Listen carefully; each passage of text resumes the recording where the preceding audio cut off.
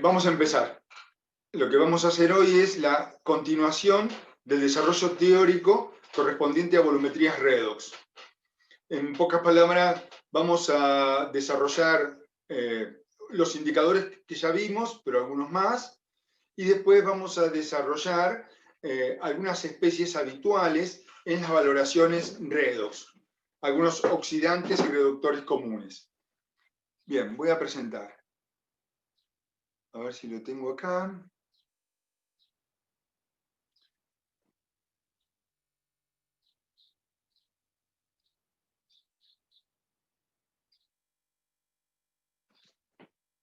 ¿Se ve? Sí, sí. Sí, se ve. Ah, espectacular. Bueno, empezamos. A ver, estamos en el tema de titulaciones redox. No sé cómo estar más cómodo. Lo voy a poner acá. Y si me ven.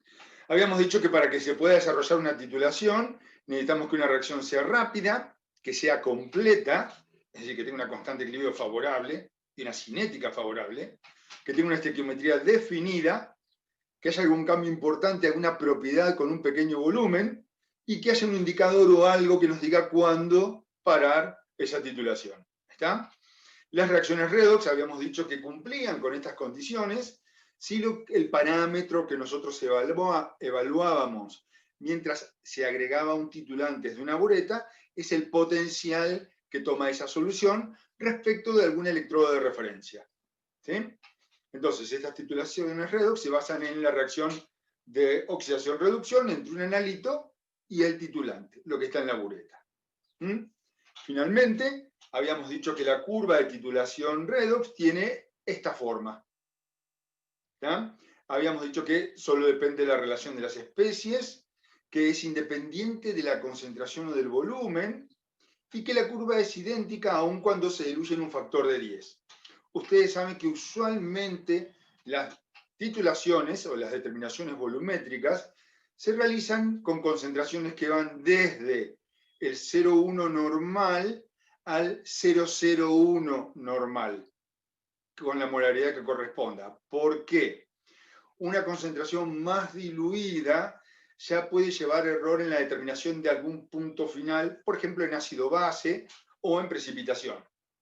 Y si la solución es mucho más concentrada, como el volumen a que estamos limitados a agregar es prácticamente una gota, no siempre es así, un pequeño volumen que uno agregue si la solución de titulante es concentrada, significa que está cometiendo un error muy grande en esta titulación. Entonces van a ver que en la mayoría de los problemas y en la mayoría de las técnicas, las determinaciones volumétricas se llevan en concentraciones que van del 0,1 normal al 0,01 normal. ¿Está? Habíamos dicho también que para que esto pudiera ser determinable y que hubiese algo que nos marcara el punto final, tendría que haber una diferencia de al menos 0,4 volts entre el potencial buffer o estándar, lo que sea, de lo que se está titulando, el reductor que está reducido, y el potencial en el electrodo respecto del titulante o el oxidante. Entiendan que esta curva de titulación, o cualquiera de todas estas curvas, se refieren a una especie reducida que se está valorando con un oxidante, que es como se desarrollan la mayoría de las titulaciones. ¿Por qué? Ustedes saben que el ambiente en el que nosotros nos desarrollamos es un ambiente oxidante, hay oxígeno en el medio. Entonces, a veces es bastante complicado tener en la bureta una especie reducida. Las especies reducidas normalmente no son estables en presencia de oxígeno y se oxidan a un número de oxidación superior. ¿Ya? No siempre pasa eso. Un ejemplo de lo que no es el tiosulfato, ¿sí? Que no se oxida fácilmente en presencia del aire. Bien, también habíamos dicho que estas curvas de titulación redox, como cualquier curva de titulación, tienen un punto de inflexión donde corresponde al punto de equivalencia. En este caso, el punto de inflexión no necesariamente está en el medio de la sigmoidea, es decir, la divide en dos partes iguales. En una valoración redox, el punto de inflexión está más cerca del potencial estándar de la cupla que intercambia mayor cantidad de electrones. ¿Está? En este caso, para esta titulación de hierro 2+ con talio 3+, ¿sí? El talio intercambia 2 electrones, el hierro 1, entonces está más cerca del potencial del talio que del hierro, y usualmente, si no intervienen factores como acá, con especies poliatómicas o dependencia del pH, ese potencial en el punto de equivalencia se encuentra con esta expresión. ¿Está? Bueno, acá habíamos parado más o menos. Hablando de indicadores redox. El punto final se tiene que indicar de alguna manera, ¿sí? Y habíamos dicho que tenemos indicadores redox para ver ese punto final, autoindicadores, el almidón o sus especies que dan un distinto color, ahora voy a nombrar otra, o algún método electroquímico. Habíamos desarrollado toda la teoría de indicadores redox, ¿está? Queríamos que la relación, lo interesante es que en función del número de electrones que intercambiaran, iba a ser el rango del potencial en el que iban a variar. Además, es interesante ver que el indicador redox es un indicador que cambia de color en función del potencial, ¿sí? No del pH, nada, del potencial. Acá nombramos algunos y les di ortofenantrolina, ¿sí? Ácido fenilaminosulfónico y azul de metileno. ¿Está? Vimos que para la evaluación de hierro con cerio convenía utilizar ferroína, que es ortofenantrolina ferrosa, ¿sí? En vez del ácido difenilaminosulfónico por el potencial donde varían el color de los indicadores. ¿Está? Autoindicadores. En realidad le estamos hablando del permanganato de potasio. El permanganato de potasio es una sal que tiene un color púrpura violeta muy intenso. Entonces, cuando uno agrega una pequeña gota de exceso, la solución, si es incolora o tiene una coloración muy tenue, amarillenta o verdosa, se torna rosácea. Y nuestro ojo puede captar ese cambio de color. Entonces vemos el punto final en la mayoría de la solución de las determinaciones con permanganato. El permanganato ese es el mismo indicador. Y si no, se puede utilizar algún indicador redox. Hay otras especies que tienen color amarillento, pero no siempre son buenas como autoindicadores, porque para que nuestro ojo pueda detectar esa variación de color, hay que agregar un exceso bastante importante y se comete un error de titulación importante. ¿Está? En las titulaciones de iodo que ustedes hicieron en el trabajo práctico, el indicador por excelencia es el almidón. ¿Sí? Muchos procedimientos analíticos involucran al iodo. El almidón es el indicador elegido para esas determinaciones porque forma un complejo azul intenso con el iodo. ¿Está? Ustedes saben que el almidón es básicamente amilosa y amilopectina. Y la amilosa es un polímero lineal que se encuentra formando una cadena, digamos, enrollado sobre sí mismo. ¿Sí? Una hélice.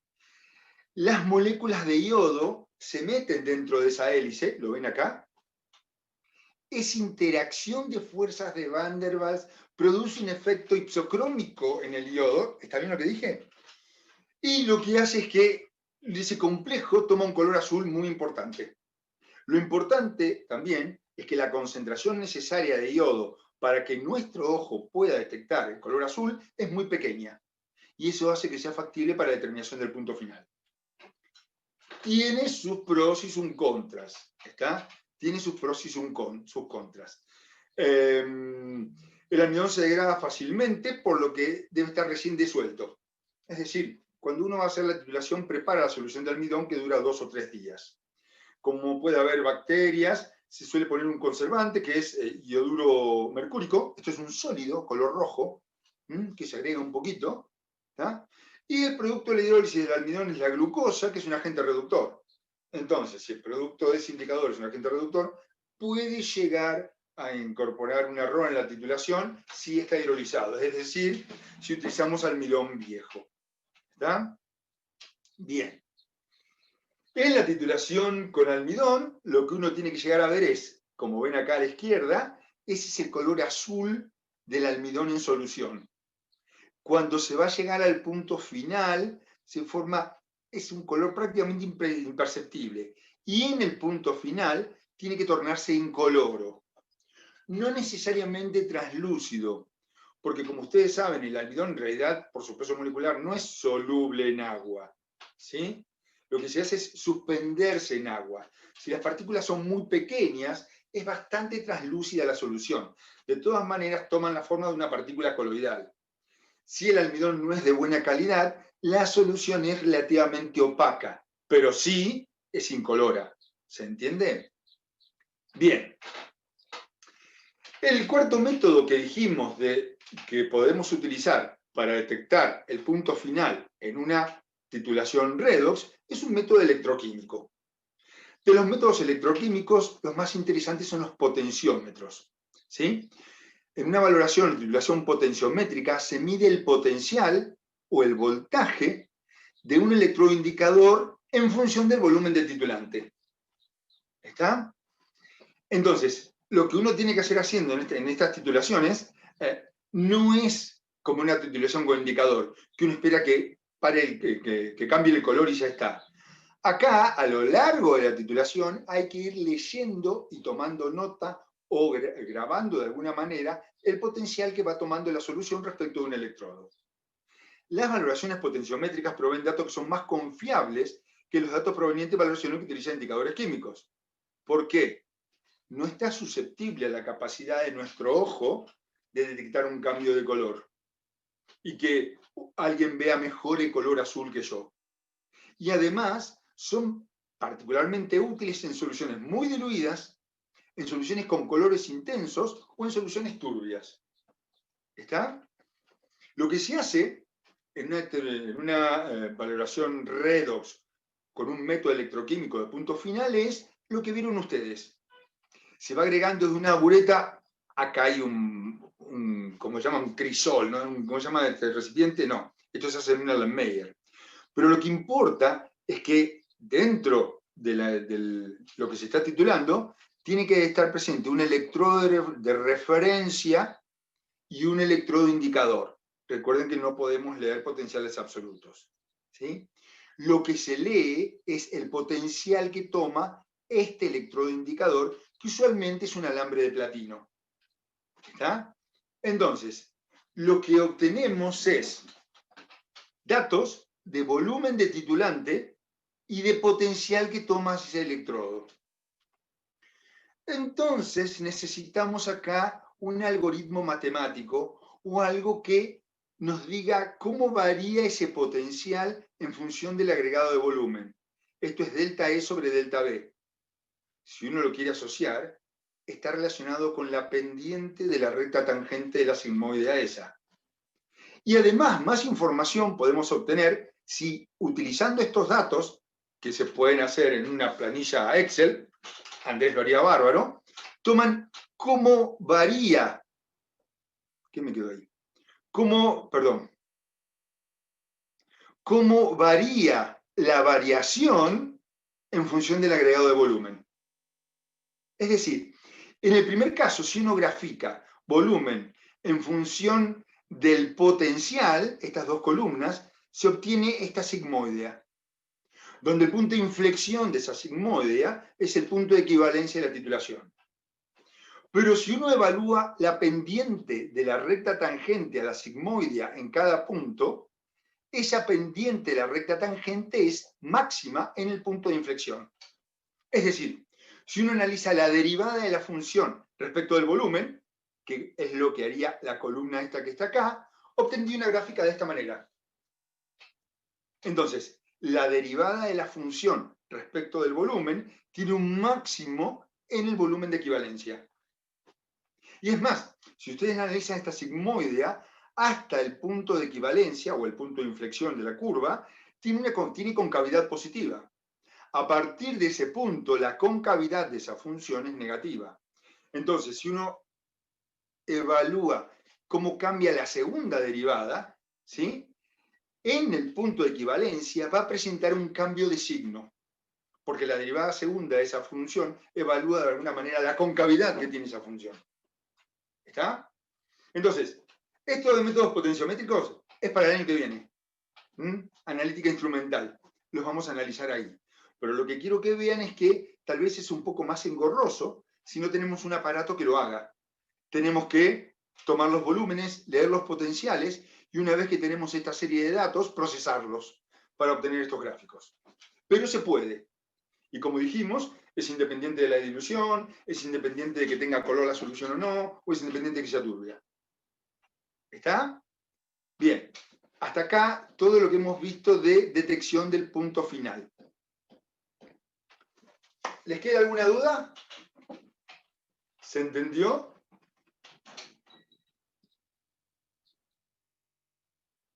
Ni un sí ni un no, ni siquiera por el chat. ¿Perdón? Sí, se entendió. Bien, continúo. Hacemos un impasse para cambiar de tema.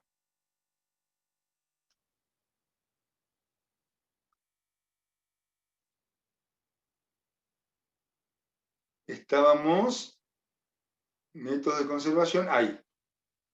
¿Está? Perfecto. Bien. Quiero tomar un momento para definir lo que es un potencial formal. Observen la notación. Para nosotros un potencial formal es E0', que se diferencia del E0 o potencial estándar de una solución. Un potencial formal es un potencial de reducción que se aplica a una reacción bajo un conjunto específico de condiciones. Es decir, si ustedes tienen la cupla férrico-ferroso, el potencial estándar, ¿sí?, descrito por la ecuación de Nernst, será el potencial estándar más 0,059 sobre 1 por el logaritmo de la actividad del ion férrico dividido la actividad del ion ferroso. Cuando estas actividades son 1, ¿sí?, 1 molar, el potencial es igual al potencial estándar. ¿Pero qué sucede? Es imposible disolver en solución a un pH neutral hierro 3+, porque precipita como hidróxido. ¿Está? Entonces lo que uno hace es llevar adelante las reacciones en otras condiciones. Observen, los factores que influyen en el potencial formal son el pH, la fuerza iónica y la concentración de agentes complejantes. ¿Sí? Y acá dice, un ejemplo común es que el potencial formal de reacciones electroquímicas biológicas importantes se mide a pH 7, que está más allá del pH del estado estándar, que sería 1 molar en protones, 0. El pH influye porque evita la formación de óxidos de los iones. Entonces está relacionado básicamente con la acidez. Y el pH, una disminución de pH, lo que hace va a ser aumentar el potencial formal de esa cupla. ¿Está? En realidad, la mayoría de los factores actúan disminuyendo el potencial formal respecto al potencial estándar. Observen que para la cupla férrico-ferroso, el potencial estándar o termodinámico es 0,771 volts. En cambio, el potencial estándar formal en perclórico 1 molar es 0,767. Bajó. En potencial formal en nítrico 1 molar es 0,746. Sigue bajando. En clorhídrico 1 molar es 0,732. En sulfúrico 0,68. Y en fosfórico 2 molar 0,46. ¿Por qué? Uno lo tiene que analizar en función de estos tres factores: cómo afecta el pH, la fuerza iónica y la formación de complejos. En general, insisto, el pH actúa aumentando el potencial porque libera los iones de sus óxidos y los deja en forma libre. En cambio, la fuerza iónica y los complejantes lo que hacen es disminuir el potencial porque disminuyen la concentración específica del ion en la solución. Y es más, la fuerza iónica y los complejantes actúan en forma más predominante o más importante sobre el ion con el mayor estado de oxidación. ¿Está? Como ustedes saben, la fuerza iónica va a afectar mucho más al hierro 3+ que al hierro 2+. ¿Sí? Lo mismo que la formación de complejos. Los complejos son mucho más estables como hierro 3+ que como hierro 2+.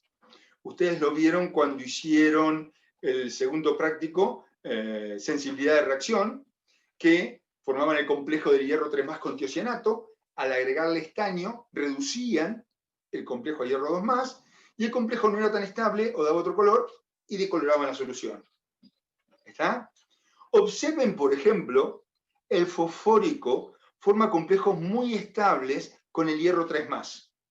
Eso hace que en el equilibrio la concentración de hierro 3+ disminuya, lo que hace que todo disminuya y el potencial formal en presencia de fosfórico es mucho menor que el potencial estándar. ¿Sí? El perclórico prácticamente no forma complejos, actúa en forma de ácido fuerte, pero provee una fuerza iónica importante, y como ven va a afectar más al hierro 3+ que al hierro 2+, por eso el potencial disminuye. Ya el clorhídrico forma complejos preferentemente con el hierro 3+, ¿sí? Por eso disminuye el potencial estándar. ¿Se ve? El sulfúrico, además de proveer una fuerza iónica mucho más importante, forma complejos estables con el ion férrico. Hace bajar el potencial. De todas maneras, esta posibilidad de bajar los potenciales estándar de las cuplas redox para dar potenciales formales es muy útil en las determinaciones por volumetría redox. ¿Se entendió el concepto de potencial formal? ¿Sí? Es el potencial estándar, pero bajo un conjunto específico de condiciones. Usualmente se especifica en función del medio en que se está haciendo. ¿Se ven? Bien. Vamos a hacer la titulación. ¿Qué sucede? Cuando uno va a practicar esta titulación, usualmente el analito no se encuentra en un 100% en el estado de oxidación que nosotros queremos. ¿Sí? El elemento que se va a analizar por lo general está en estado mixto de oxidación o un estado de oxidación distinto que se requiere para la titulación. El ejemplo que dimos en la teórica fue la determinación de hierro ferroso, hierro 2+, con cerio 4. El hierro 2+ es relativamente inestable en el aire. Esa inestabilidad se acentúa en medio alcalino y disminuye en medio ácido. Aún así, el oxígeno atmosférico lo oxida a hierro 3+. Es decir, que si uno prepara una solución de sal de Mohr, que es sulfato ferroso amónico, no puede aseverar que el hierro que está en esa solución de sal de Mohr esté en un 100% como hierro 2+. ¿Sí? Al agitar, al estar en contacto con el aire, al calentar, lo que sea, parte de eso se ha oxidado hierro 3+ por el oxígeno del aire. Entonces, en una determinación, es importante ajustar el estado de oxidación del analito para poder valorarlo. Queremos que todo el hierro esté como hierro 2+. Este preajuste debe ser cuantitativo y además se debe eliminar el exceso empleado para que no interfiera en la titulación posterior.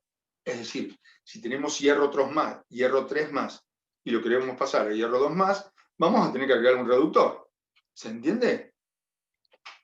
¿Cuáles son los preoxidantes?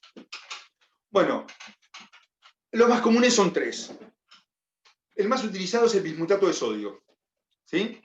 Que es un poderoso agente oxidante capaz de convertir el manganeso 2+ en permanganato. Esto se utilizaba mucho en el análisis de aleaciones de hierro, donde la determinación de manganeso 2+, como estaba, o como se encuentra al disolver el hierro, se hacía por espectrofotometría y necesitábamos que estuviera como permanganato. Además de tener un potencial redox tremendamente alto, el bismutato de sodio es insoluble en agua.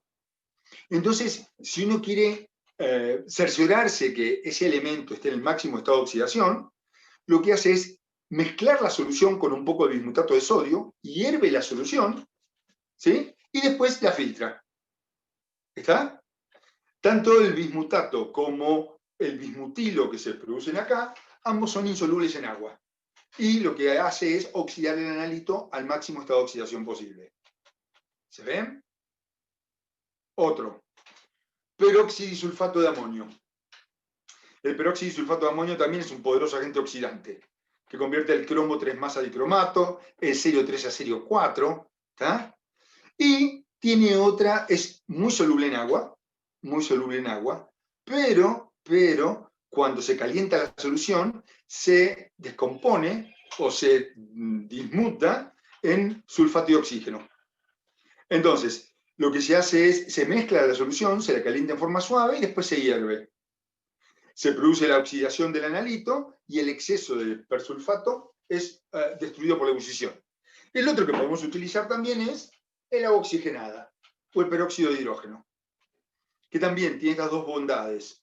Tiene un potencial bastante elevado, ¿sí? No tan elevado como el bifutato y el peroxisulfato, pero todo depende de cuál sea la especie que queremos oxidar. Y una vez que cumplió su cometido, se hierve y el agua oxigenada a temperatura elevada, en presencia de metales de transición, se descompone rápidamente en agua y oxígeno.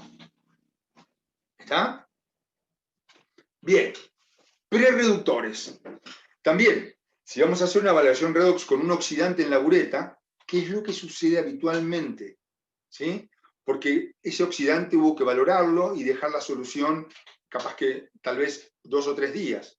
Y los oxidantes son estables en el aire, porque usualmente están en su máximo estado de oxidación. ¿Bien? Entonces, para prereducir, este es el caso del hierro, tendríamos que reducirlo porque no sabemos si parte de ese hierro 2+ está como hierro 3+, suelen utilizarse metales, que son los mejores reductores. ¿Está?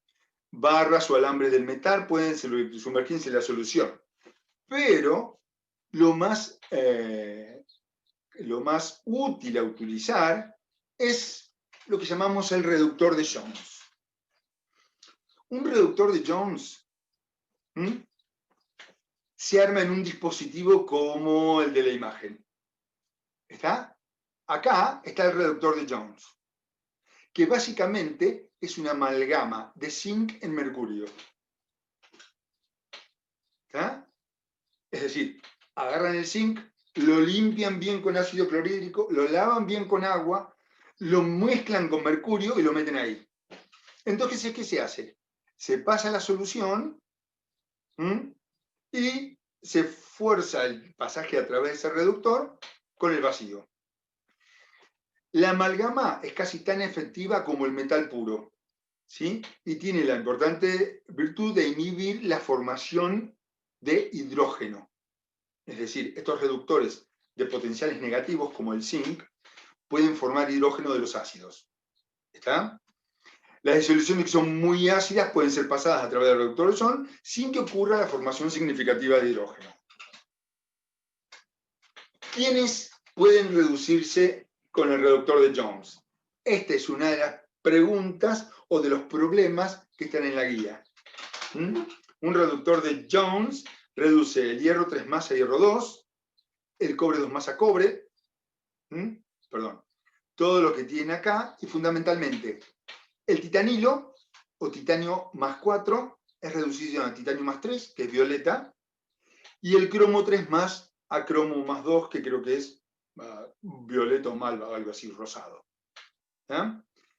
Estas son las reducciones que puede llevar adelante el reductor de Jones. El vanadato a vanadilo, está. ¿Sí? ¿Qué otro se puede utilizar? El cloruro estanoso. El cloruro estanoso se utiliza en general para reducción del hierro. Cuando yo hice mi práctica de dicromatometría en exactas, redujimos el hierro que analizamos en un cemento utilizando cloruro de estaño. ¿Está? La reacción es rápida en presencia de ácido clorhídrico. Pero ¿qué sucede? Cuando ustedes utilizan el estaño, se reduce y se forma estaño 4, que prácticamente no tiene propiedades redox frente a la mayoría de los oxidantes. Pero queda un exceso de estaño de cloruro estanoso, porque uno no sabe cuánto agregar, o tiene una idea a priori. Bien, entonces el exceso se elimina con el agregado de cloruro mercúrico. Cuando uno agrega al cloruro estanoso cloruro mercúrico en exceso, ¿sí? Se forma estaño 4+ y cloruro mercurioso, que es insoluble. Y eso se deposita en el fondo de la Erlenmeyer. Va a producir una leve turbidez y todo lo demás. Hay ciertas condiciones, ¿está? Que hay que evitar. Por ejemplo, si uno agrega demasiado estaño, corre el peligro de que se forme mercurio. Y el mercurio sí va a ser oxidado por el dicromato. Pero bueno, digamos que es un método rápido y bastante efectivo de tener los elementos en estado de oxidación que nosotros queremos. Acá pasa el arsénico 5 a arsénico 3, el molibdeno 6 a molibdeno 5, y puede reducir el uranio 6 a uranio 4, como está en la guía. Bien, ¿está? ¿Qué empezamos ahora? Vamos a cerrar este tema de volumetría redox estudiando los reactivos oxidantes o reductores volumétricos más utilizados en el laboratorio. Hemos seleccionado algunos pocos, por supuesto vamos a dejar algunos, pero son los más utilizados. Y quiero empezar esto con el permanganato de potasio. ¿Sí? El permanganato de potasio es un oxidante muy fuerte, ¿está? En soluciones fuertemente ácidas, observen pH menor o igual que 1, se reduce a manganeso más 2, que es incoloro. Observen el potencial de reducción estándar del permanganato. El potencial formal baja a 1,45 volts en medio sulfúrico 1 molar. Aún así, un potencial de 1,45 volts es muy elevado. Van a ver que el dicromato, por ejemplo, llega a un potencial de 1 volt. ¿Está? Tiene sus problemas. A ver, en medio neutro o alcalino, ¿sí?, se reduce a dióxido de manganeso, que tiene un potencial mucho más elevado. ¿Y esto qué tiene que ver? En realidad, cuando uno agrega una solución de permanganato a lo que sea, el permanganato va a oxidar, ¿no? Pero dependiendo del pH de esa solución, va a tener acción esta reacción de acá abajo o la de arriba. Para que suceda la de arriba, que es un requerimiento de una titulación, es decir, la estequiometría tiene que ser conocida, el pH tiene que ser bien bajo, es decir, en medio fuertemente ácido.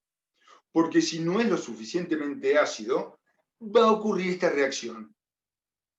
¿Y cuál es el problema?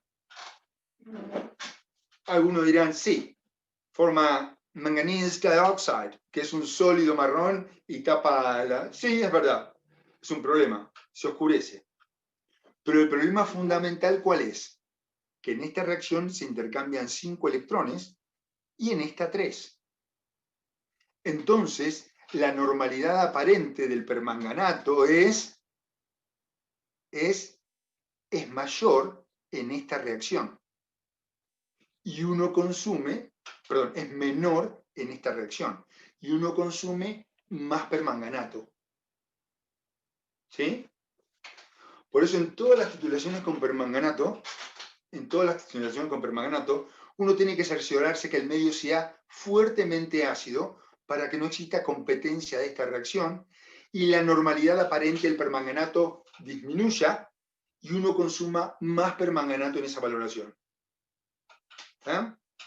En medio fuertemente alcalino, el permanganato forma manganato que es verde, pero esto jamás va a suceder lo van a ver en química orgánica cuando oxiden benzaldehído ácido benzoico, ¿sí?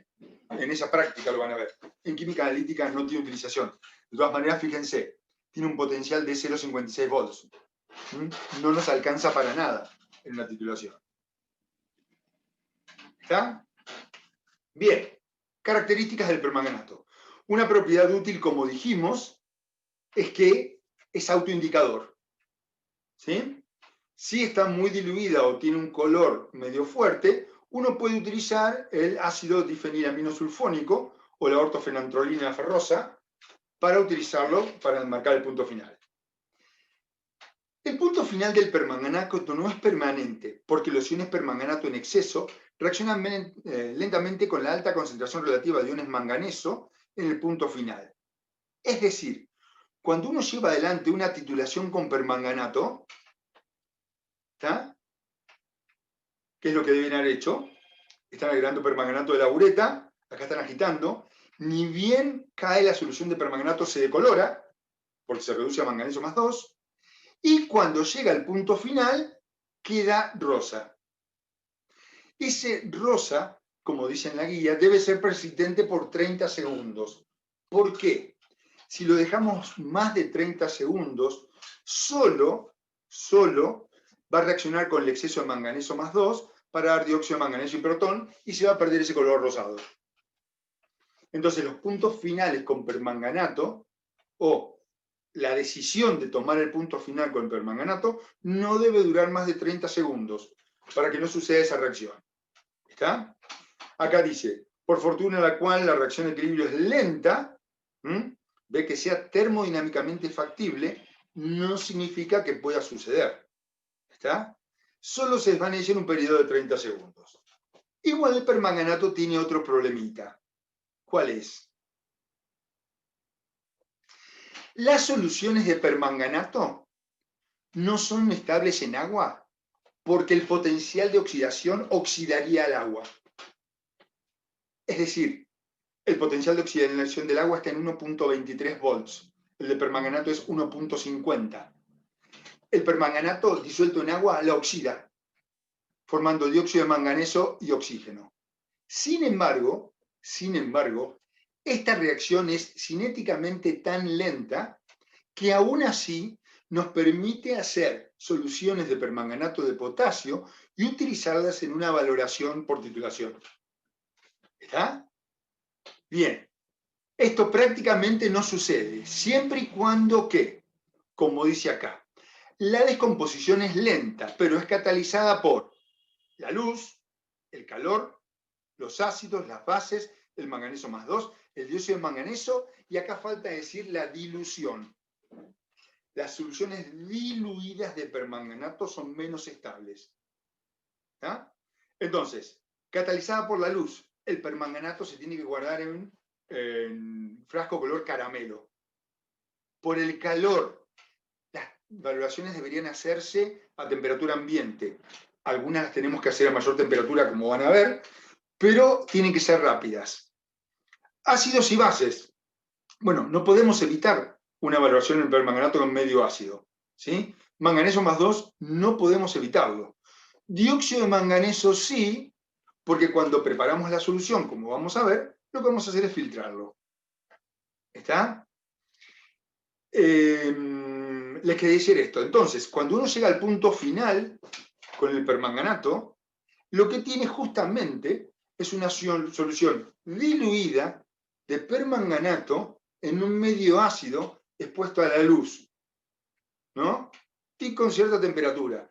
Por eso también la cinética hace que pueda existir la descomposición del agua. Las dos reacciones van a competir.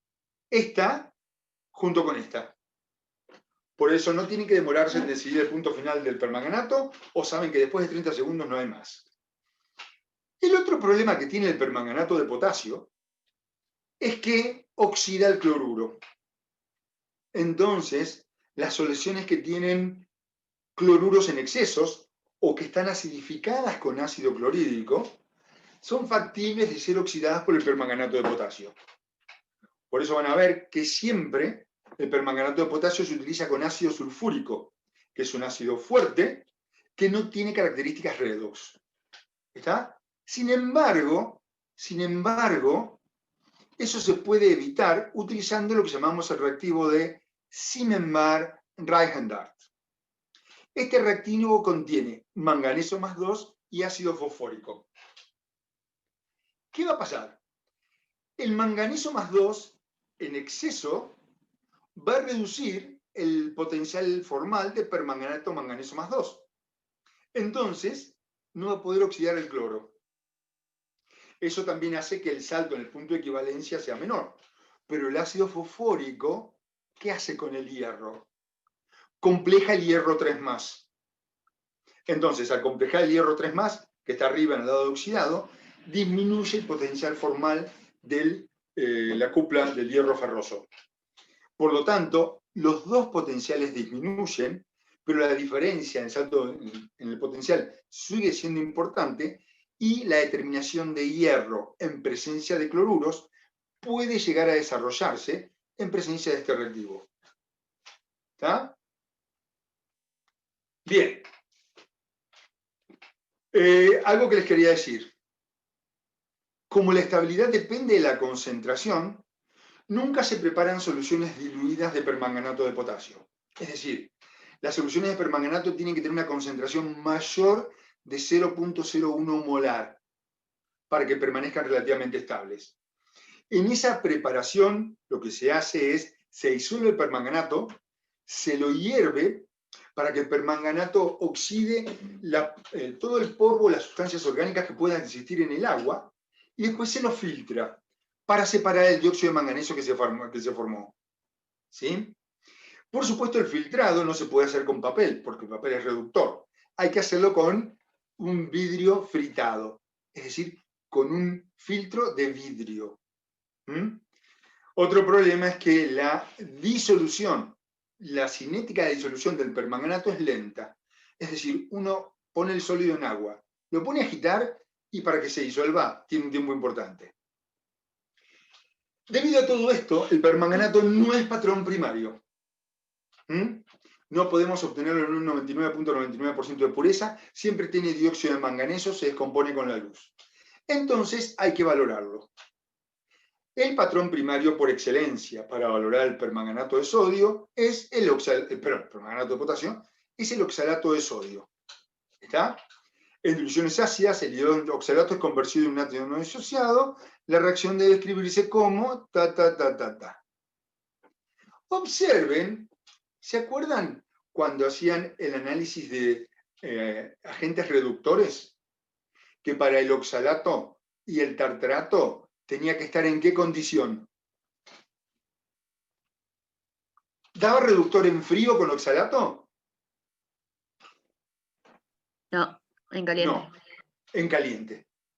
Entonces, ya desde el vamos, si van a usar oxalato de sodio como patrón primario, tienen que saber que esa reacción se tiene que desarrollar en caliente. ¿Sí? La reacción del ion permanganato con el ácido oxálico es compleja y procede lentamente a unas temperaturas elevadas, ¿sí? A menos que esté presente manganeso más 2 como catalizador. ¿Qué sucede? Cuando se agregan los primeros mililitros, hay muy poco manganeso más 2, que es el catalizador. Entonces uno tiene que esperar que la solución se decolore para poder producir el nuevo agregado de permanganato. Si ustedes no hacen eso, lo que van a tener es esto, que ese permanganato en exceso que agregaron y no dejaron que se decolore, va a oxidar al agua porque está muy diluido y va a producir dióxido de manganeso. Como resultado, van a utilizar demasiado permanganato en la evaluación del oxalato de sodio. ¿Está? Una vez que se empieza a decolorar, la reacción va bastante rápida. ¿Sí? Sin embargo, en el punto final hay muy poco oxalato. ¿Está? Entonces, la cinética de reacción en las cercanías del punto final es lenta, porque como toda velocidad de reacción, depende de la concentración de las especies. Permanganato no hay, porque lo están echando de la bureta. Y oxalato hay muy poco. Por lo tanto, en el punto final, en la valoración de permanganato con oxalato de sodio, la temperatura debe ser mayor a 60 grados para que la cinética sea lenta. ¿Y eso qué significa?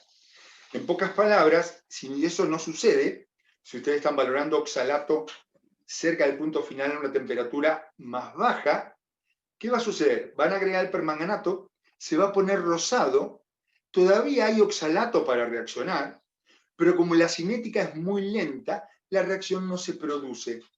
Y ustedes asumen como que eso es un punto final. Entonces, van a utilizar menos volumen del que necesitan para valorar el oxalato. Y la normalidad aparente del permanganato va a ser mayor o menor.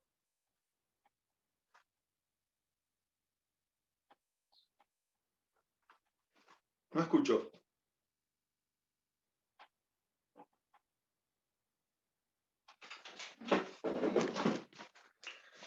Volumen por normalidad por factor sobre 1000. ¿Se ve, no? Es masa sobre peso equivalente. ¿Está? Y ustedes saben que la normalidad del permanganato es la normalidad nominal, usualmente 0,1 normal, que corresponde a 0.02 molar, por el factor. Lo que uno hace en esta expresión es calcular el factor. ¿Sí? Entonces, el factor que ustedes calculan va a ser masa sobre peso equivalente. La masa la pesaron, el peso equivalente es un dato, ¿sí? Por 1000, ¿tá? Sobre la normalidad nominal, que es 0,1, por el volumen. Entonces, si ustedes en la valoración del permanganato con oxalato de sodio no tomar una temperatura mayor de 60 grados en el punto final, van a utilizar un volumen menor del esperado. Por lo tanto, el factor de corrección será, ¿cuánto? Mayor de lo esperado.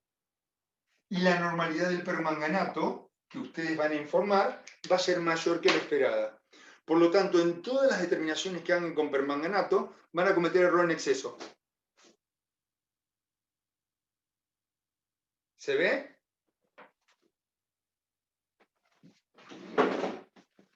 Sigo.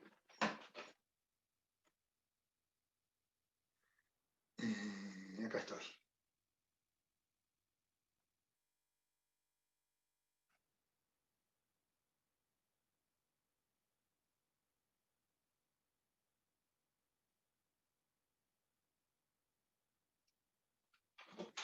¿Se ve, no es cierto? Bien. Sí, Además, tienen que tener cuidado. No pueden hervir y decir, más, yo dejo que hierva y después ya está.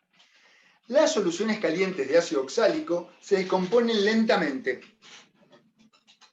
Es decir, si ustedes calientan demasiado, calientan hasta hervir, van a descomponer parte del ácido oxálico que tienen en el Landmeyer. Como consecuencia, cometerán un error en la normalidad del permanganato también por exceso. ¿Sí? Porque van a utilizar menos volumen y cuando calculan el factor, el volumen les queda dividiendo. ¿Está? El ácido oxálico no es el único patrón primario que puede utilizarse para la evaluación del permanganato, pero es el más versátil. Se puede secar a 110, 115 grados centígrados y la reacción es bastante rápida y el error con que se titula es bajo. Sigo. Otro reactivo oxidante por excelencia que se utilizan en las evaluaciones redox es el serio 4. Serio 4+. ¿Está? La reacción, intercambio un electrón, observen que los potenciales formales son 1,70 volts en 1 formar en perclórico. Elevadísimo, espectacular.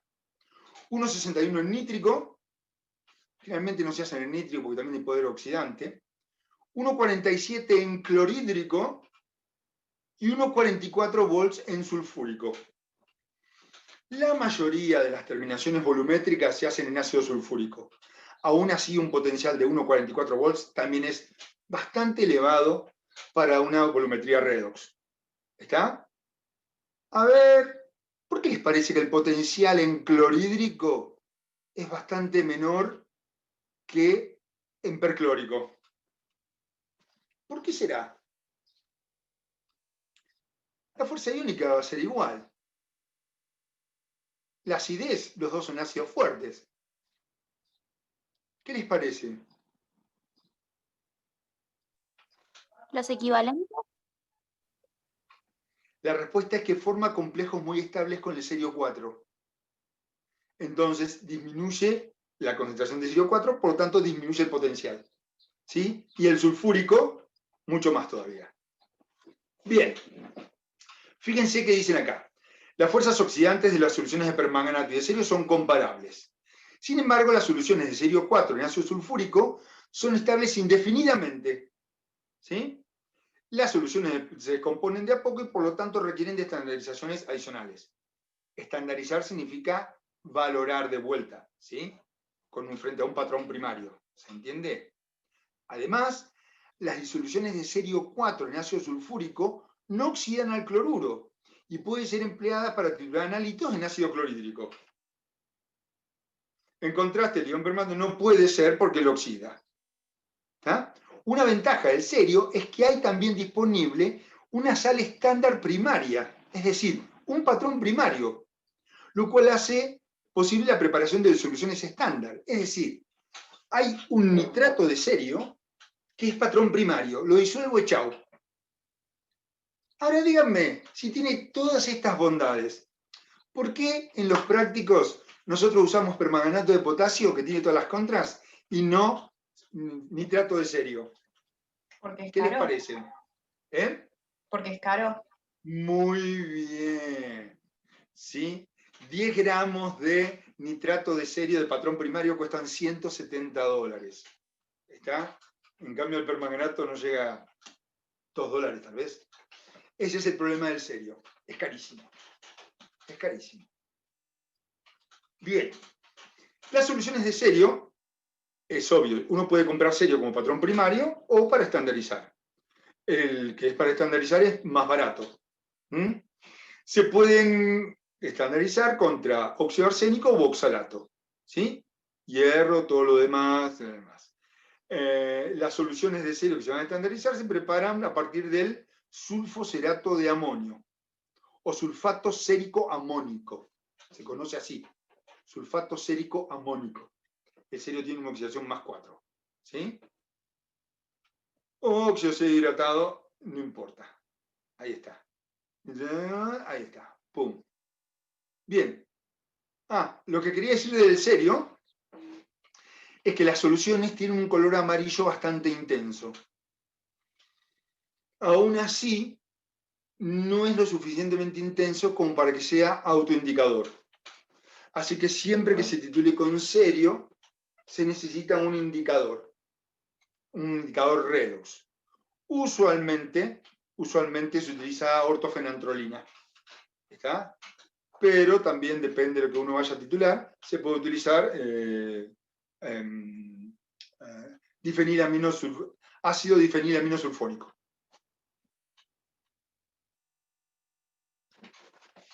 Por último, el último oxidante. Hay otros. No estudiamos el bromato, no vamos a estudiar el iodo, que el iodo puede actuar como oxidante, pero bueno, es el dicromato de potasio. ¿Está? También, como ven, es naranja. Esto lo hicieron en química general, ¿se acuerdan? El equilibrio cromato-dicromato. Cuando acidificaban se ponía naranja y cuando neutralizaban se ponía amarillo. ¿Sí? En solución acídica, el dicromato de potasio es un poderoso oxidante. 1.36 volts. ¿Sí? En clorhídrico 1 molar, el potencial formal es de 1 volt. Y en sulfúrico 2 molar de 1.11 volts. ¿Está? Observen que no es tan buen oxidante como el permanganato o como el serio. ¿Sí? Porque hay una diferencia entre el permanganato y el serio de 0,304 volts, y eso es demasiado para una titulación redox. Es más, observen que el ion dicromato, que es naranja, en medio fuertemente ácido, se reduce a cromo 3+, que es verde, verde botella, como una botella de vino. ¿Está? Lo que le quería decir que en esa reducción intercambia 6 electrones.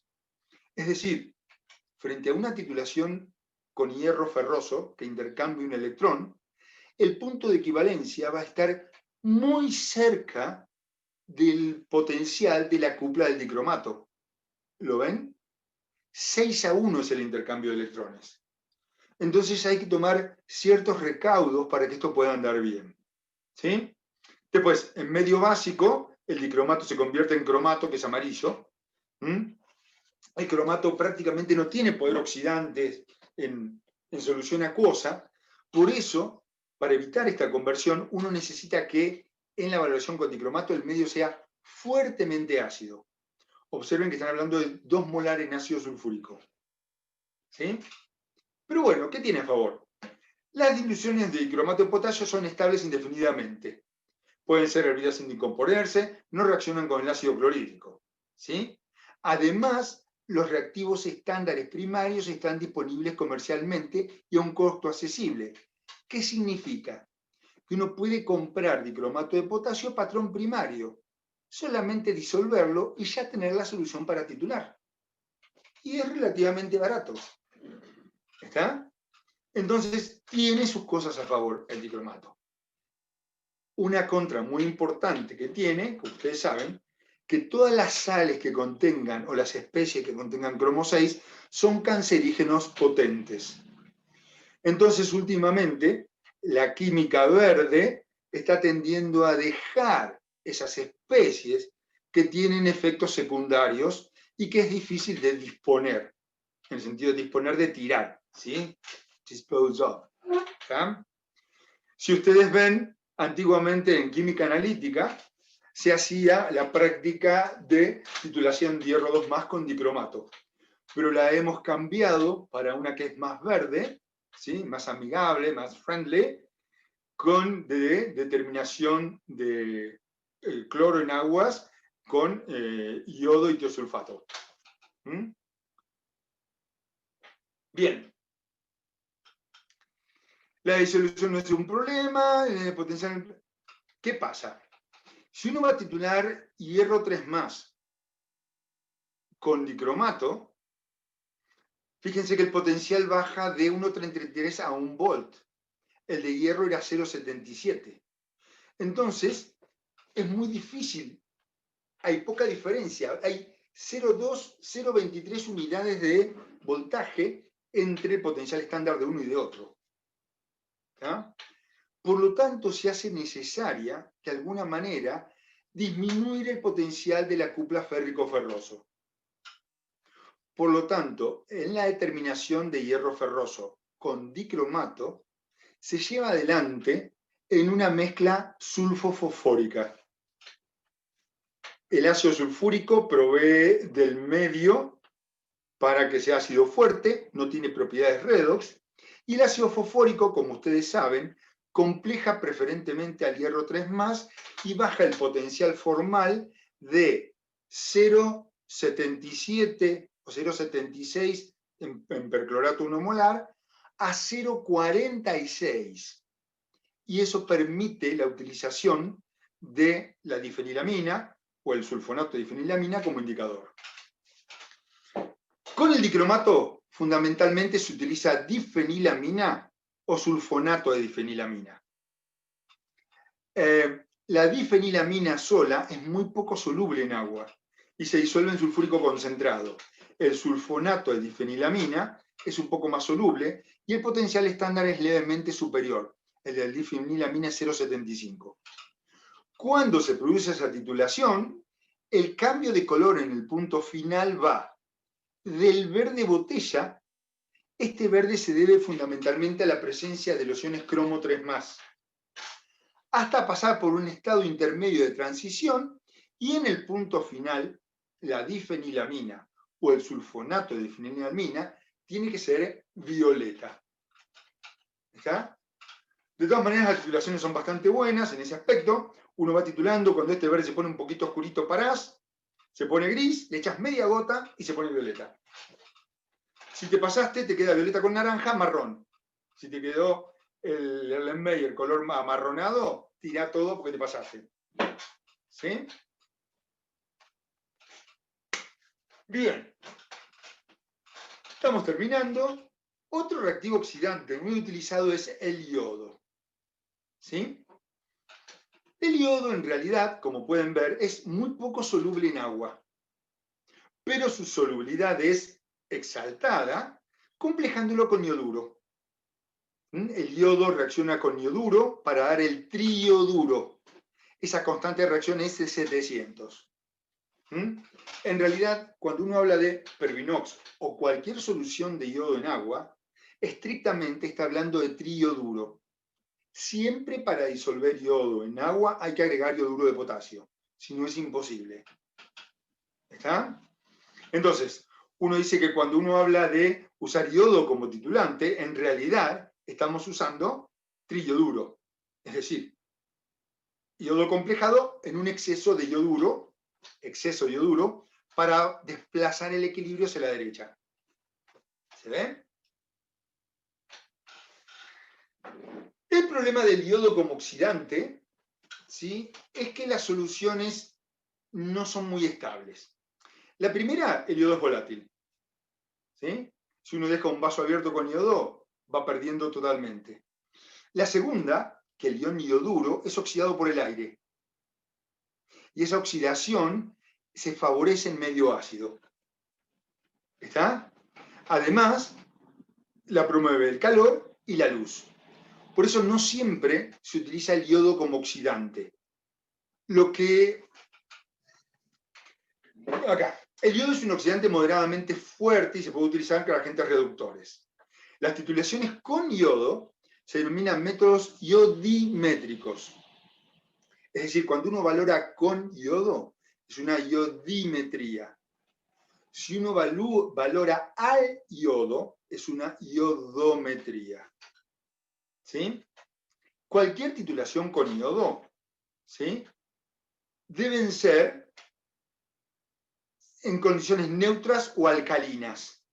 Si el pH es muy alcalino, el yodo forma hipoyodito y cambia el equivalente de la reacción. ¿Está? Igual, hay varias razones para evitar que la solución sea ácida. Uno es la poder de oxidación, ¿sí? Y el otro es que si van a utilizar el óxido arsénico, el potencial depende muchísimo con el pH, como ya lo vimos, no me quiero ir acá. Quiero ir hacia el final. Reactivos reductores volumétricos más utilizados. El que vamos a ver nosotros es el tiosulfato de sodio. ¿Por qué? En realidad el tiosulfato fue hecho para el yodo y viceversa. Y lo que se suele hacer en química analítica es de alguna manera, ante la presencia de un oxidante, generar yodo y ese yodo titularlo con el tiosulfato. Porque esa reacción cumple prácticamente con todas las condiciones. Es estequiométrica, es cinéticamente rápida, sucede a pHs moderados, está bárbaro. El tiosulfato de sodio, pentahidrato, el que viene acá, es totalmente incoloro. Se disuelve bastante bien en agua. Parecen pedazos de vidrio. ¿Sí? El tiosulfato de sodio, cuando actúa como reductor, ¿sí?, como actúa como reductor, va a reducir al triyoduro a yoduro, se oxida a tetrationato, ¿sí?, S4O6.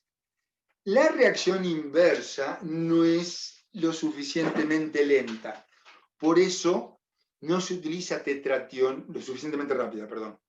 No se utiliza tetrationato como oxidante, ¿sí?, pero sí tiosulfato como reductor. ¿Está? La reacción cuantitativa con yodo es única. Otros oxidantes pueden oxidar el yodo. Otros oxidantes pueden oxidar el tetrationato al ion sulfato. Es decir, que el tiosulfato se oxida a sulfato y por supuesto va a cambiar el equivalente del tiosulfato. ¿Se entiende? Los cristales se disuelven bien. Hay varios factores que influyen en la estabilidad de la solución de tiosulfato. El pH, la presencia de impurezas de metales pesados y bacterias que consuman azufre. ¿Está? Aunque el tiosulfato, como dije, es un reductor, no se oxida fácilmente en el aire, pero sí se descompone produciendo azufre y dióxido de azufre en medio ácido. ¿Está? Además, como ven acá, la presencia de cobre 2+, cataliza la descomposición del tiosulfato. Además, ¿sí?, acá dice, la causa más importante de la inestabilidad de las soluciones neutras o ligeramente alcalinas de tiosulfato son las bacterias que metabolizan el ion tiosulfato a ion sulfito. ¿Sí? Para minimizar este problema se preparan soluciones estándar bajo condiciones de esterilización y la actividad en un intervalo que va de 9 a 10. Es decir, cuando uno prepara una solución de tiosulfato, necesariamente tiene que agregarle algo para que se alcalinice en forma levemente. Se suele agregar bicarbonato de sodio, ¿tá?, para que el pH esté alrededor de 8.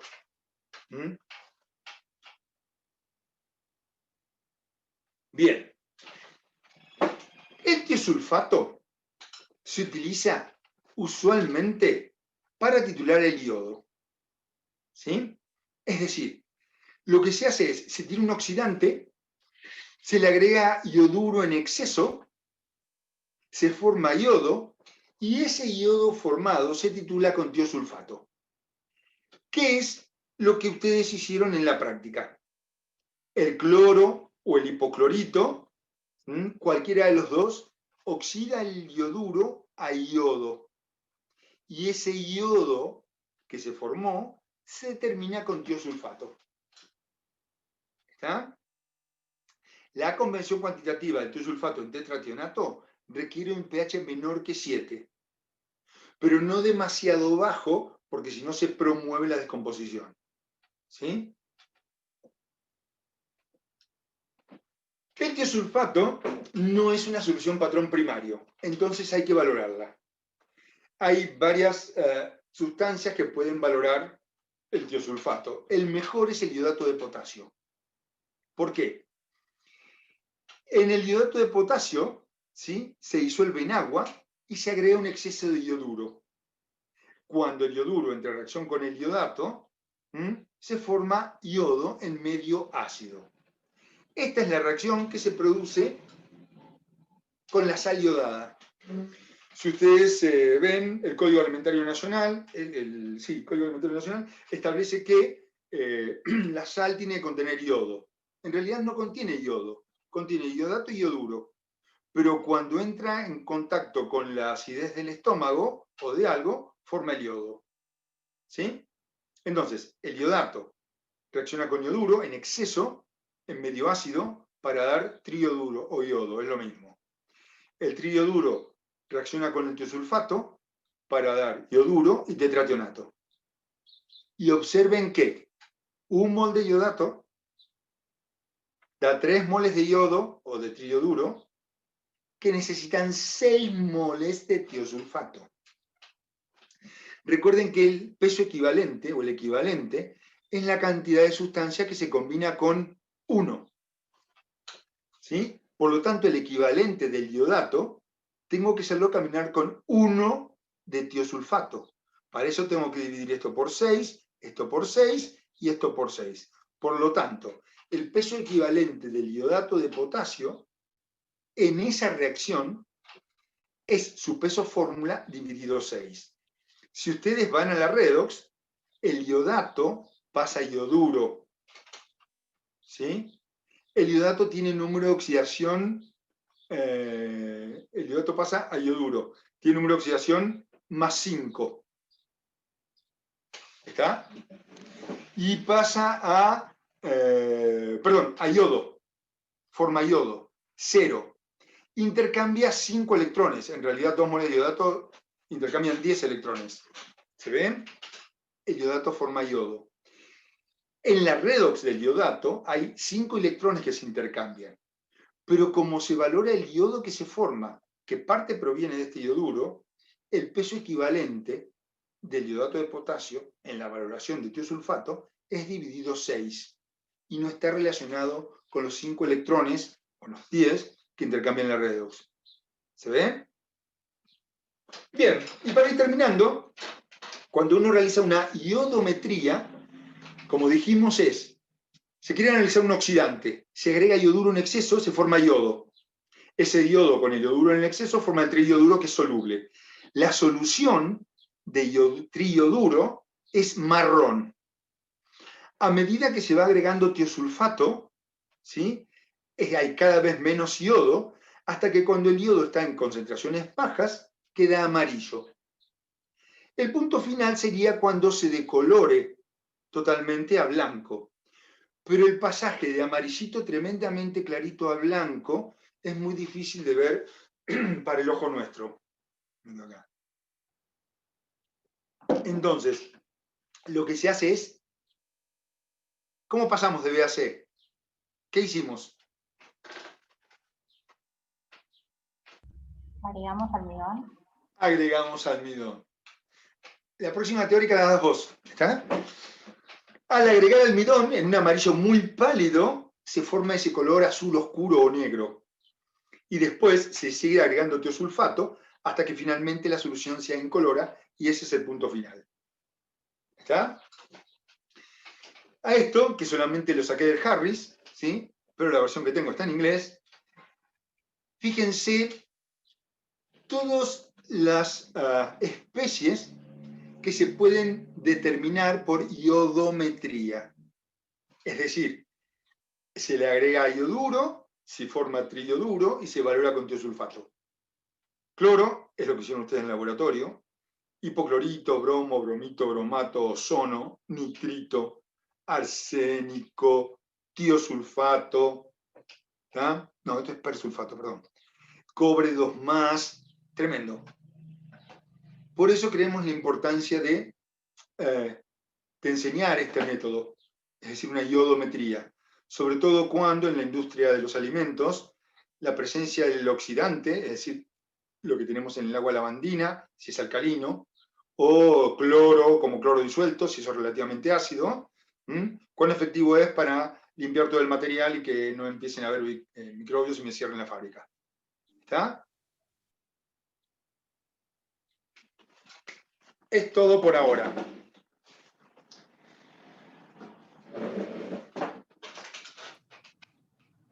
¿Algo que quieran consultar? Voy a borrar acá.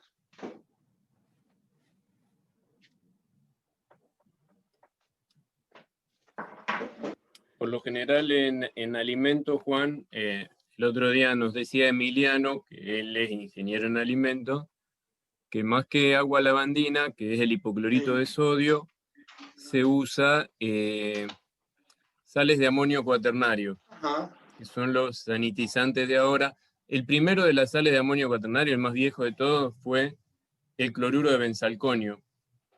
Ahora están las sales de amonio de quinta generación, que son productos un poco más nuevos, pero que son los que se usan y que incluso son efectivos para sanitizar contra el COVID. Ahora con el COVID también salieron algunos, los que se le ponen a las alfombritas esas que uno pasa y pisa con el zapato, serían sales de amonio cuaternario. Y en la industria de alimentos se suele usar ese tipo de sanitizante, más que el hipoclorito de sodio. No sé cuál es la...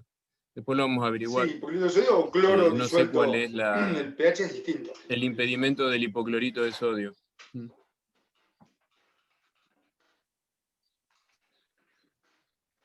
Bien. ¿Hacemos algunos problemas? Dale. Juan, ¿podemos hacer el 3 de la última guía? El 3 de la última guía, sí. ¿De volumetría redox? Sí, de volumetría de redox. ¿Qué guía, la 9 o la 10? La 10.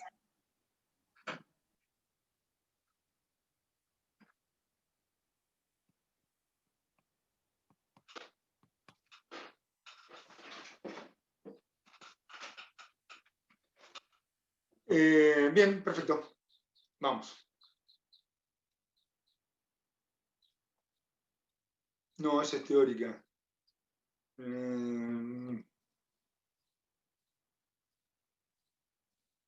Ahora aprendí a encontrarlos,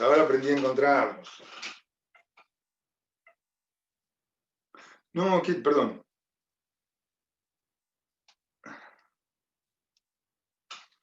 Este dice, problema 3. ¿Cuál es el título en óxido de arsénico de una solución de permanganato cuyo título en hierro es 6,95 miligramos por litro? ¿Está? Bien. A ver. Ustedes saben que... Problema 3. Volumen por normalidad por factor sobre 1000 es igual a masa sobre peso equivalente. ¿Sí? Muchas veces la forma de evaluar la potencia reductora o la potencia química que tiene una solución, es decir, cuántos miligramos de el que va uno a titular corresponde a acá, a 1 mililitro de permanganato. O del que titula. ¿Está? Acá está, lo que decimos es, ¿cuántos miligramos de hierro titularíamos si utilizamos 1 mililitro de una solución de permanganato? Que supongan que es 0.1 normal con un factor de 1, que eso no importa. No importa. ¿Está?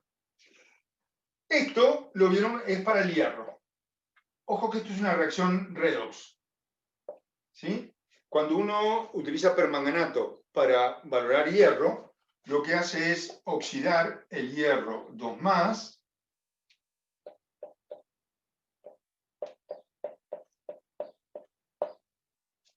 ¿está? Si utilizáramos el permanganato para valorar óxido arsénico, lo que haríamos es pasar el óxido arsenioso a arsénico más 5.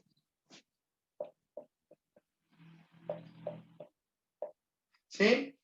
Ustedes lo pueden escribir como óxido arsénico o como arseniato o como arseniato ácido, como ustedes quieran.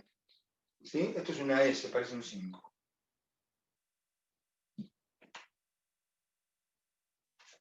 ¿Está? Como ustedes quieran.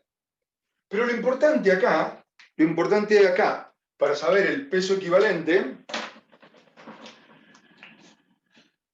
es ver cuántos electrones intercambia. ¿Sí? Como esto usualmente se hace en medio ácido, lo voy a valorar como arsénico más, lo voy a equilibrar como arsénico más 5. Bueno, no importa. ¿Sí? Necesito 2, porque hay 2 arsénicos más 5. Como hay 3 acá, esto va a ser en medio ácido. Voy a formar 3 de agua. ¿Sí? 3 por 2, 6 protones. ¿Sí? Y acá tengo 6 cargas positivas, acá 6 cargas negativas. 6 cargas, 10 cargas negativas. Por lo tanto, acá tengo que sumar 4 electrones. ¿Están de acuerdo? ¿Están de acuerdo? Sí, sí. Eso bien. Entonces, ¿qué pasa? Acá nos dice que es equivalente a... Espera que voy a borrar el libro. Es equivalente a 6,95 miligramos de hierro. ¿Sí? Entonces, la masa de hierro acá es 6,95 miligramos. Y el peso equivalente es el peso atómico del hierro dividido 1. Si esto fuera de óxido de arsénico, correspondería a una determinada masa de óxido de arsénico dividido su peso fórmula dividido 4. ¿Me siguieron? A ver, Sí. el problema se puede resolver de otra manera. Puedo suponer que el volumen es tanto, tanto, tanto, y calculo la normalidad del permanganato, y con esa normalidad calculo la masa de arsénico. ¿Me siguen? ¿Les dije muy rápido? El problema se resuelve acá.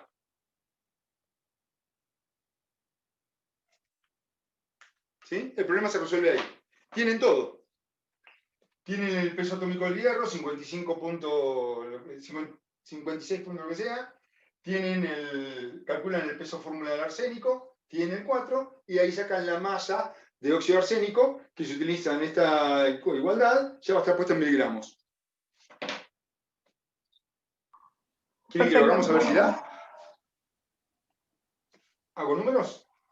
Como quieran, tal vez hay gente que tiene más preguntas y creo que con esto ya podemos seguir. Ok, sigan con esto y si no les da, bueno, vamos a tener problemas. No, está bien.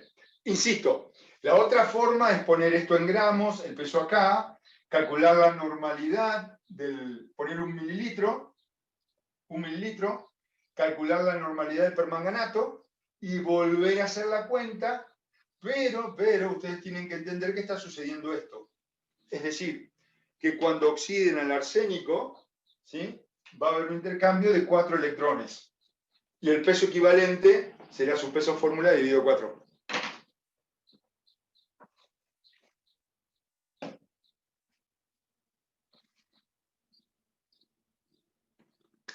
¿Qué más? Cuéntenme.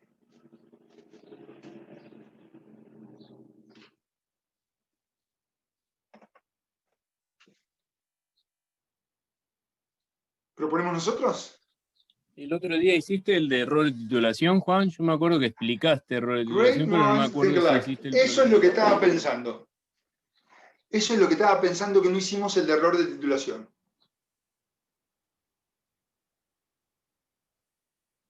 Y alguno, ¿Está? porque hicimos también el de error, potencial en el punto de equivalencia. ¿Hiciste alguno? Yo me acuerdo Sí. que lo explicaste, pero y me acuerdo que hiciste un problema, pero si hay otro por ahí lo podríamos hacer también. El de potencial en el punto de equivalencia lo hicimos y me acuerdo que llegamos a una... Creo que daba 1,22 y estaba muy cercano del potencial estándar del permanganato, del dicromato, que habíamos dicho eso. Y que les había comentado que en esas determinaciones se agrega fosfórico para bajar el potencial formal de la cupla férrico-ferroso. Sí, me acuerdo. Si no tienen alguna otra duda, vamos a hacer algún problema de error de titulación, ¿les parece?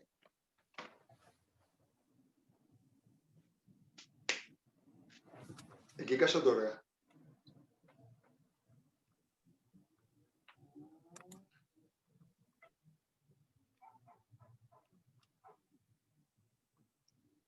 Voy a presentar. ¿Dónde estoy tocando en cualquier lado? Ahí.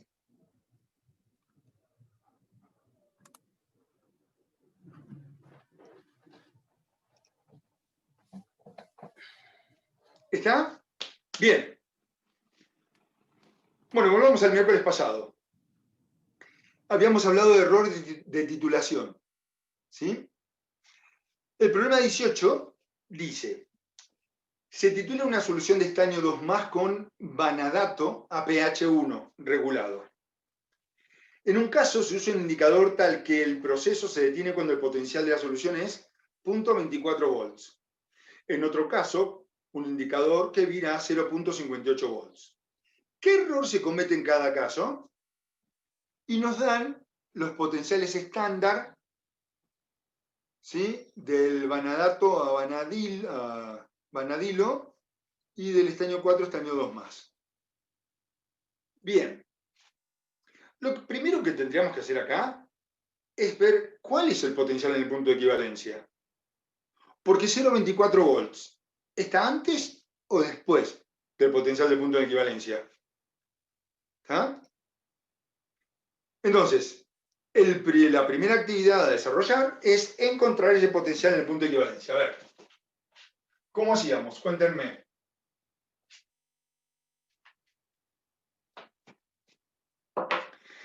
La estrategia para encontrar el potencial en el punto de equivalencia, ¿sí?, si se acuerdan, era plantearlo, la ecuación de Nernst para cada uno en el punto de equivalencia, y después sumar miembro a miembro y multiplicar de manera tal que se pueda sacar factor común 0,059 sobre 1. ¿Sí? Bien. Entonces, lo primero que vamos a hacer, como siempre, es escribir las reacciones. A ver qué está pasando. Problema 18. Evidentemente, los voy a escribir como reducciones. ¿Sí? El estaño 4+, ¿sí?, más 2 electrones, va a pasar a dar estaño 2+. Y el potencial estándar es 0.15 volts.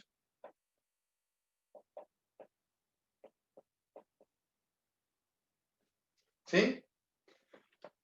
El potencial en el electrodo, debido a la cupla del estaño, o descrito por la cupla del estaño, será el potencial estándar del estaño más 0.059 sobre 2 por el logaritmo de la concentración de estaño 4 más sobre la concentración de estaño 2 más.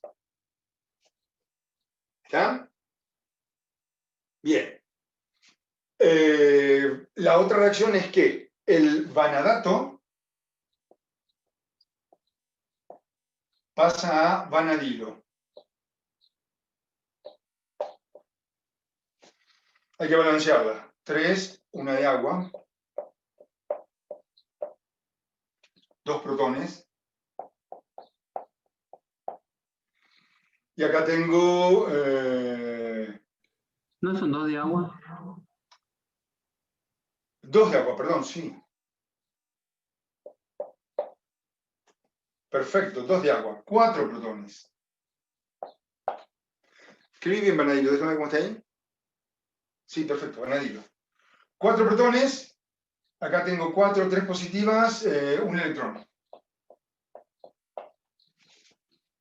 ¿Sí? Potencial estándar del vanadio, 1 volt. El potencial descrito por la cupla del vanadio será el potencial estándar del vanadio más 0.059 sobre 1 por el logaritmo de la concentración de vanadato por la concentración molar de protones elevado a la cuarta dividido la concentración de vanadilo.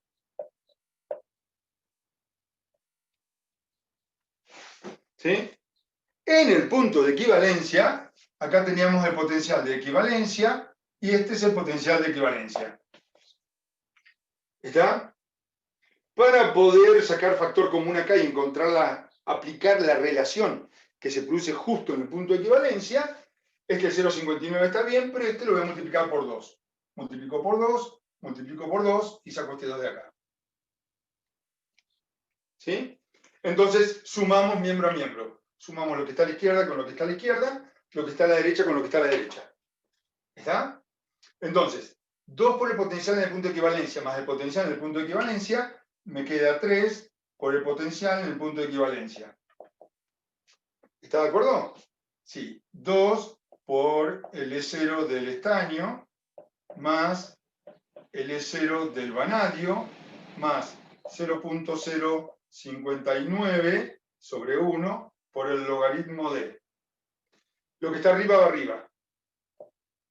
Estaño 4 más por vanadato por protones a la cuarta dividido estaño 2 más por vanadilo.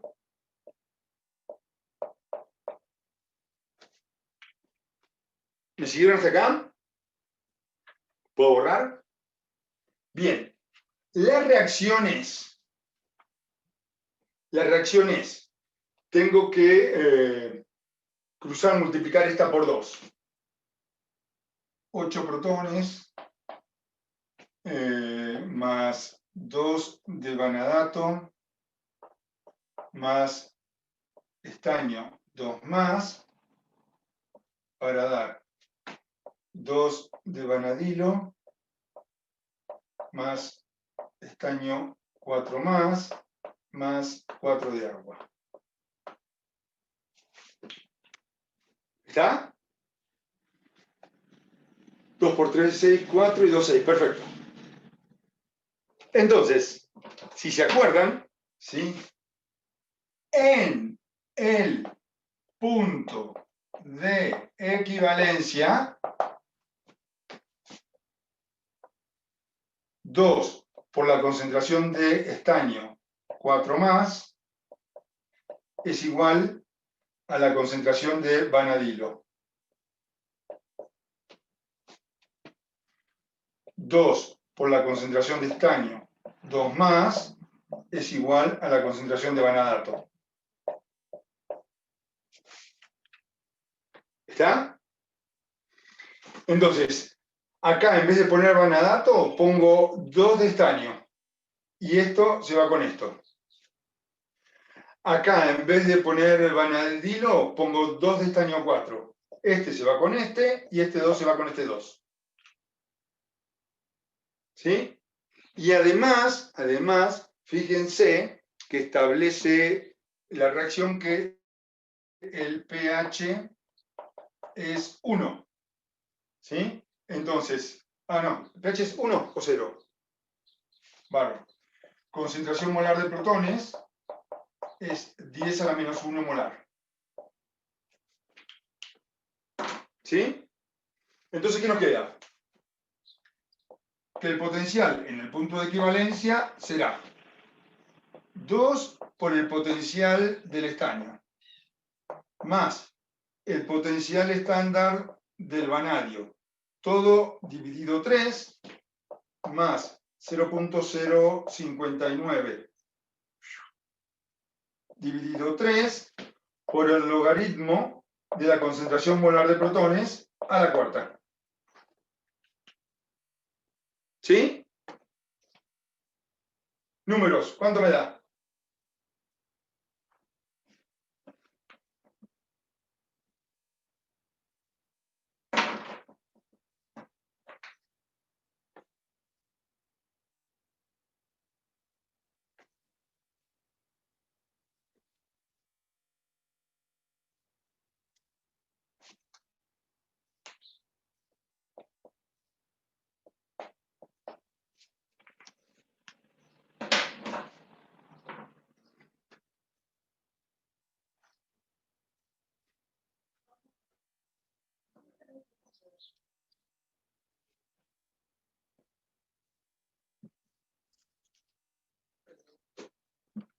¿Se ve?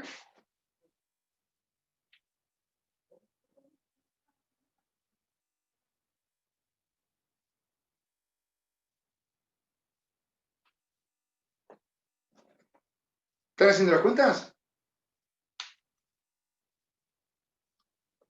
¿O se fueron, Andrés? No sé, me parece que todavía están.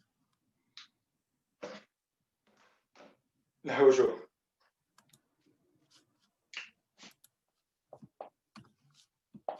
Cantame los potenciales que te las hago. Esto es, El sí, del espera, estaño. vamos a hacerlo. 0,15. Esto es 2 Y por el otro, el del 1, vanato, 1, dividido 3, eso da 0,43. Más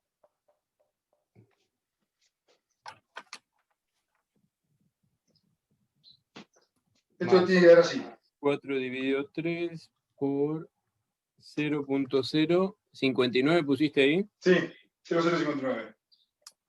Eso da 0,0747. Esto sería entonces 0.433 menos 0.0747, dijimos. Creo que 0,358.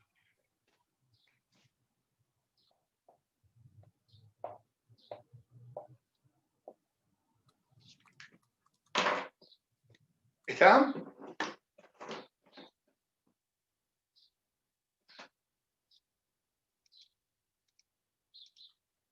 A ver si tengo internet bien, está todo bien. Bueno, perfecto. Entonces, a ver, ¿cómo era esto? 0,355, Juan, sería. Bárbaro. No nos cambia mucho. Porque ¿cuál es la idea? Si paramos en 0,24 volts, estamos parando antes del punto de equivalencia. Y si paramos en 0,58 volts, estamos parando después del punto de equivalencia. Como estamos titulando estaño con vanadio, y la titulación se detiene antes del punto de equivalencia, conviene analizar el error de titulación en función de la cupla del estaño, que está más concentrada. Los potenciales son los mismos, ¿no? Cuando paramos después del punto de equivalencia, nos conviene analizar el error de titulación en función de la cupla que está más concentrada, que es la del vanadio. Y es lo que vamos a hacer. ¿Sí? Entonces, borro acá.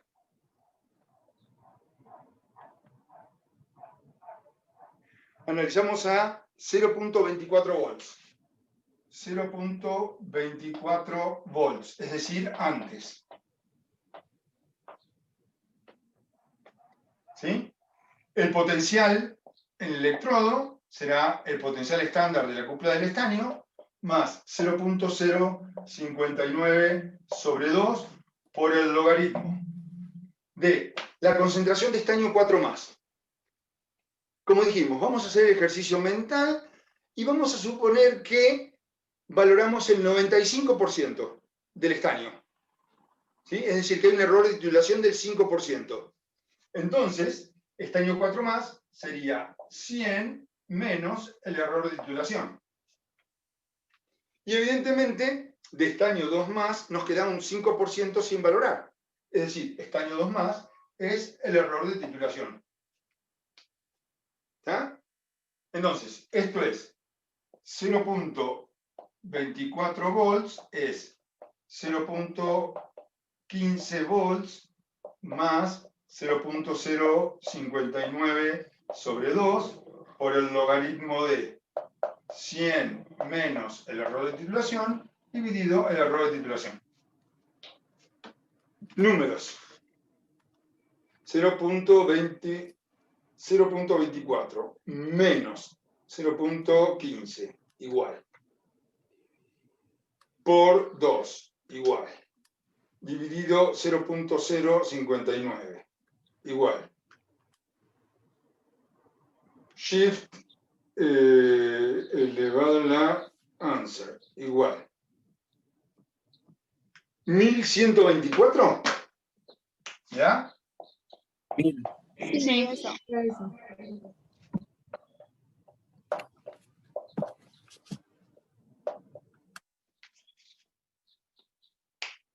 ¿Está?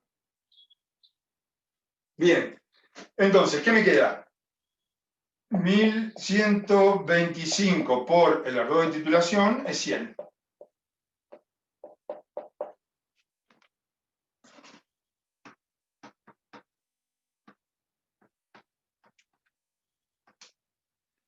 (0,088).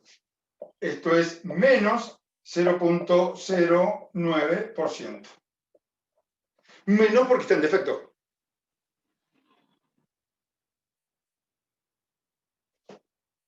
¿Está?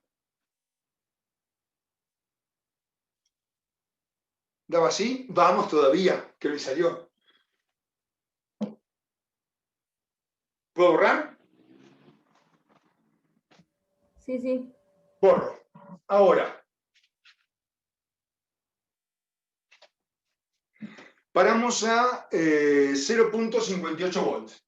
0.58 volts. Esto es después del potencial en el punto de equivalencia. ¿Está? Por lo tanto, el potencial en ese punto será el potencial estándar del vanadio más 0.059 sobre 1 por el logaritmo de nuevo. Fuimos echando, valoramos el 100%, todo el vanadato que agregamos pasó a vanadilo. Así que de vanadilo tengo todo, 100. Más no puedo tener. ¿Y de vanadio cuánto tengo? Y si agrego un 5% más, tendré el error de titulación, y acá por protones a la cuarta. ¿Está? Hago las cuentas. 0.058 volts es 1.00 volts más 0.059 por el logaritmo del error de titulación sobre 100 más 0.059 por el logaritmo de protones a la cuarta. Lo separé para que sea un número. ¿Está? Esto me da es 10 a la menos 1, el logaritmo de 10 a la menos 1 es menos 1, esto me da 0.059 por 4, negativo, menos 0,236. ¿Están de acuerdo? Juan, ¿ahí el potencial es 0,58 o 0,058? 0,58. Gracias. ¿Sí? Entonces, ¿qué me queda? Lo paso sumando, más 0.58 menos 1 igual. Menos 0.184 debe ser dividido 0.059 igual shift answer igual 7,61 por 10 a menos 4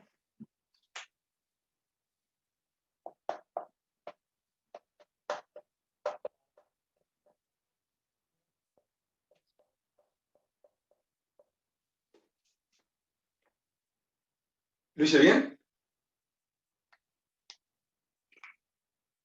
Sí, ahora te da 0,076. Eco, esto me da 0. Entonces, el error de titulación es 0.076, ¿sí? Positivo, que es más o menos 0.1%. O 0.08, no importa. No sé por qué pusimos el 0.1. ¿Qué cuenta hicimos? A lo mejor lo hicimos con 0.06 acá. Bueno, no importa. ¿Se ve? Sí, seguro. Quiero ver si puse bien el potencial del vanadio. Es 1. Pasa restando. Sí, también, siempre te va a dar menos. Este pasa sumando. ¿Está bien, no es cierto, chicos? Sí, sí.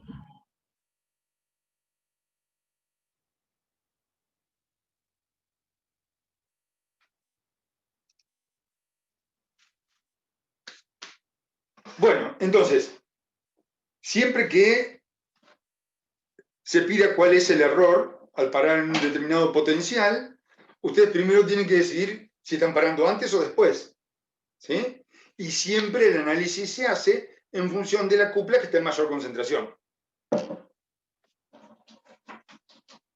Aunque podría hacerse por las dos, pero es más complicado.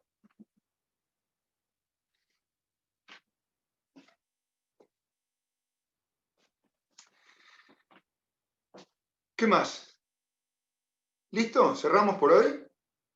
¿Quieren que hagamos algún otro? Profe, a mí me quedó una duda con el punto 2 de esta guía. Sí. Que se resuelve de la misma forma que habíamos hecho en el punto de equivalencia, pero me queda la concentración de cromo más y no sé cómo calcularla. ¿Cómo? De vuelta. En el punto 2 de esta guía pedía calcular el potencial en el punto de equilibrio. Sí. Entonces usé el mismo análisis que habíamos hecho recién de sumar las ecuaciones y plantear las ecuaciones de NER para cada dupla. Perfecto, y todo eso. sí, Bueno, sí. Cuando hago todos los, pongo todas las ecuaciones, todo me queda cromo más 3. Y no sé de dónde Sí. sacar esa concentración, porque no es dato, pero de alguna forma lo que me dan me debe servir. Y no me doy cuenta. Bien, te cuento. ¿Está? La reacción es esta. Vos tenés que 14 protones.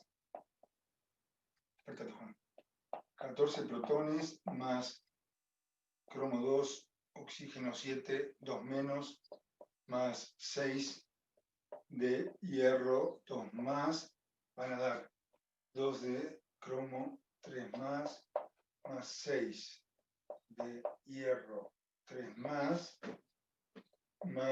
7 de agua. ¿Estás de acuerdo?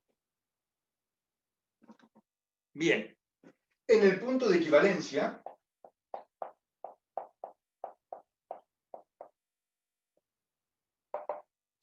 ¿qué sucede? 6 por la concentración de cromo 3+, es igual a 2 por la concentración de hierro 3+. O la concentración de cromo 3+ es 1/3 de la concentración de hierro 3+. ¿Estás de acuerdo? Sí. Pero ¿cuál es la concentración de hierro 3+? Bueno, esto es fácil.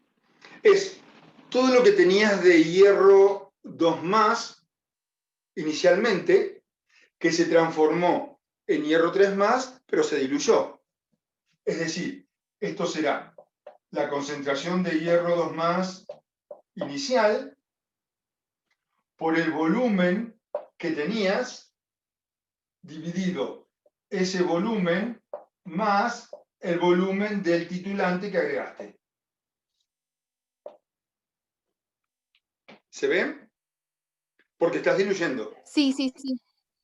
Y ahí Entonces, ya puedo sacar con la la... concentración de hierro, tenés que tener el volumen inicial de hierro y el volumen de dicromato que utilizaste.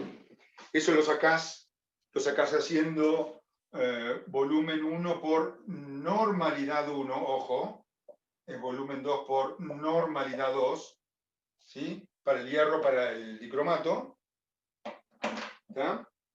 Entonces, una vez que tenés este volumen 2, que es el volumen del titulante, calculás la concentración de hierro y ahí sacás la de cromo y vas a la ecuación. Así te tenés que resolver. O sea, así se resuelve. Perfecto, gracias, profe. Quedó clarísimo. Un placer. Bueno, listo, cerramos. Nos vemos el miércoles. Chao, nos vemos. Nos vemos el miércoles. Chao, gracias.